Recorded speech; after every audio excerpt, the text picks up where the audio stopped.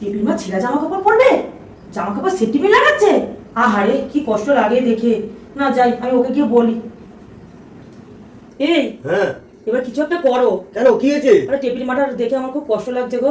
কেন? আরে নাড়িটা ছিঁড়ে গেছে, ও সেফটি পিন লাগিয়ে পড়ছে। তাই? ঠিক আছে ঠিক আছে, আমি দেখছি তুমি যাও। এই টেবিল মা, দেখ তো দাদাবাবু কি নিয়ে এসছে তোর জন্য, তাড়াতাড়ি নিয়ে ধর ধর তাড়াতাড়ি ধর। छोटा सा मेरा जहां है खुदा।